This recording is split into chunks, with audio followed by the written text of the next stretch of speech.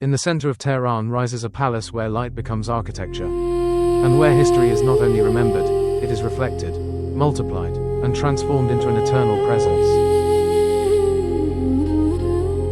Golestan began as a royal citadel in the 16th century, when the Safavid rulers shaped this space into a fortified seat of power.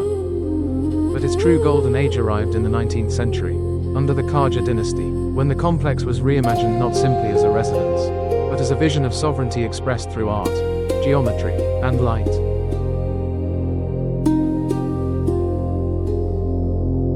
Here, authority did not need to speak loudly. It appeared in surfaces, in symmetry, in ritual. Power was not only displayed, it was reflected 1,000 times. The gardens were designed as a representation of paradise on earth. Water channels divided the courtyards with perfect precision, carrying the sound of movement through spaces of stillness. They mirrored the sky above and doubled the architecture around them, dissolving the boundary between nature and design.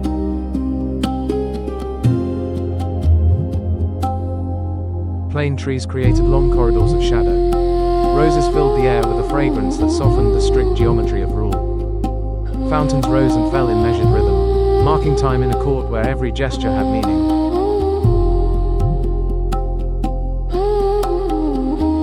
At the heart of the complex stood the marble throne, open to the sunlight, carved from yellow stone and elevated on sculpted figures. It carried the image of continuity, a kingdom that presented itself as eternal. Here, coronations took place in carefully choreographed ceremonies. Envoys from distant lands stood in formal silence. Uniforms, jewels, and diplomatic gifts formed a language understood without translation.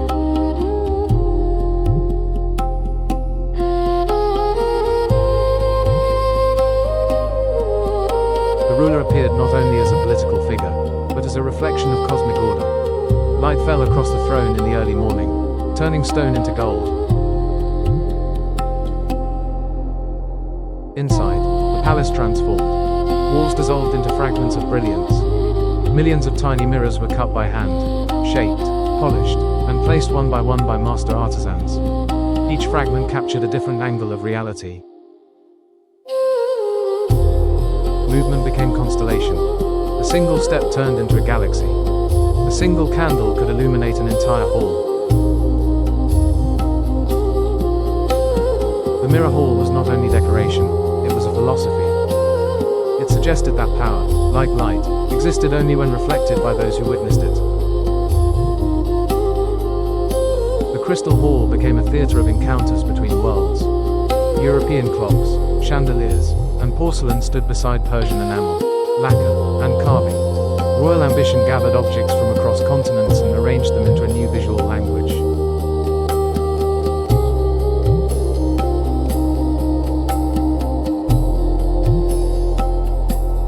Painted ceilings told stories of battles, journeys, hunts, and celebrations. They were not only historical records, they were declarations of identity. Beneath them lay carpets that had taken years to complete. Woven in cities whose names echoed across the empire, they carried the memory of their makers. Each knot was a gesture of patience.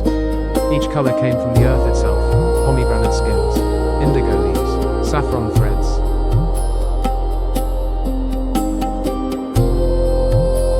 Court life moved with elegance and discipline. Ceremonial robes shimmered with gold embroidery. Belts were fastened with measured precision. Jewelry did more than adorn the body, it extended the architecture of the palace into human form.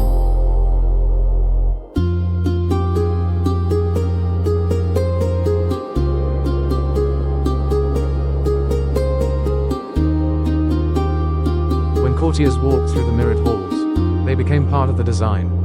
Their reflections multiplied endlessly, turning presence into spectacle.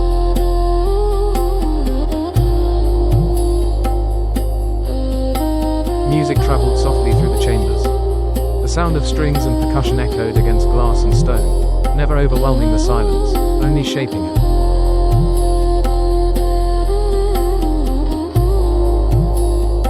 Tea was served in perfect ritual. Porcelain cups touched silver trays. Steam rose in delicate spirals, visible for a moment before dissolving into air. In the 19th century, a new instrument entered these rooms: photography. For the first time, power was not only witnessed in ceremony, it was captured, framed, archived. The Qajar rulers embraced the camera as another mirror, another way to control the image of authority. Portraits replaced imagination with a fixed gaze. History acquired a new kind of memory. Yet behind the brilliance lived another reality.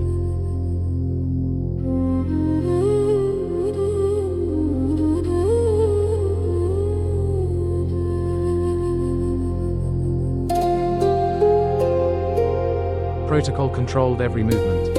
Access to space meant access to influence. Visibility was carefully calculated. To be seen was to exist. To remain unseen was to disappear. Outside the palace walls, the world was changing. Modern ideas crossed borders. Political pressure grew. New forms of knowledge challenged ancient structures. Golestan became a stage where tradition and transformation faced one another in silence. By the 20th century, the center of power had moved elsewhere. The palace no longer governed an empire. Its halls no longer decided the fate of provinces and peoples.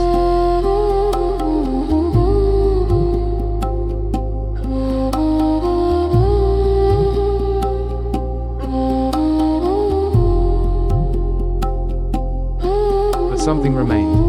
Golestan had become the memory of a civilization of light. Today it is a museum. Visitors walk slowly through rooms that once required permission to enter. Footsteps echo where courtiers once waited in absolute stillness. The mirrors still glow. The gardens still bloom. Water still divides the courtyards with perfect symmetry.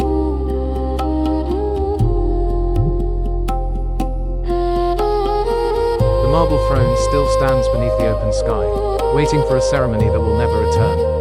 Light continues to move across surfaces as it did centuries ago. Morning transforms glass into fire. Evening softens gold into shadow.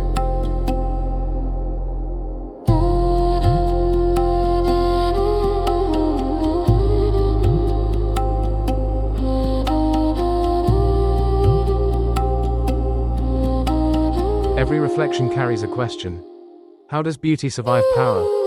How does power become history? What remains when authority fades but form endures?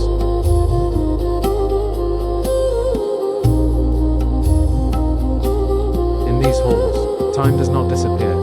It folds into itself, like light inside a mirror.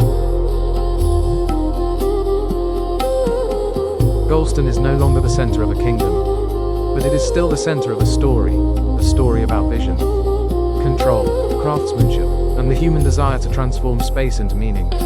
And as visitors leave the complex and return to the movement of the modern city, they carry with them fragments of that light.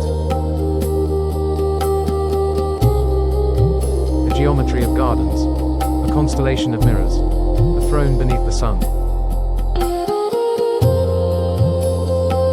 Thank you for being part of this journey. Subscribe, and continue with us to the next palace, where another chapter of history waits to be reflected.